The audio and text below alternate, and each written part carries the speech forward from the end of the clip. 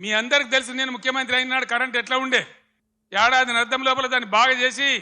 రెప్పపాటు second part current పోకుండా రాష్ట్రంలో అన్ని వర్గాలకు కరెంట్ ఇచ్చినాం 24 గంటలు రైతులకు ఫ్రీ కరెంట్ వచ్చింది రైతు బంధు వచ్చింది కరెంటు కరోనా వచ్చి కాటేస్తే కూడా నేను వేరే ఏవో ఆపినా కానీ రైతు బంధు ఆపలే వ్యవసాయం జరగాలి గ్రామాలు నిలబడాలి రైతాంగం నిలబడాలని కరోనా వచ్చి బాధ పెట్టినా ఖజానాల డబ్బులు లేకున్నా అప్పో సప్పో చేసైనా సరే రైతు బంధు ఆపలే ఇలాగా రైతు బంధు అయ్యే శాతం అయితే లేదా కేసీఆర్ జర్ర ఇటు ముఖం మలగంగానే కట్క బంద్ చేసినట్టు కరెంటు బంద్ అవుతుందా మేము చేసిన దాన్ని 9 ఏళ్ళు ఇచ్చిన దాన్ని ఈ చవడ దద్దమ్మలకు ఇయ్యస్తలేదా దయచేసి ప్రజలు ఆలోచించాలి ఇలా మళ్ళా మీరు కాంగ్రెస్కే ఓటేసినారు అనుకో ఏమంటారు మేము రైతు బంధు ఇయ్యకున్నా కరెంట్ ఇయ్యకున్నా మోటార్లు గాలబెట్టినా నీళ్లు సరిగా తెచ్చి రైతుల పొలాలు ఎండబెట్టినా మళ్ళా మాకే గుద్దిను మాకే ఓటేసినారు అంటారు 6 గ్యారెంటీలు 3 గ్యారెంటీలు అన్నిటికన్నిటికీ ఎగనామం పెడతారు ఇది కాంగ్రెస్ చరిత్ర మీరు చూసిందే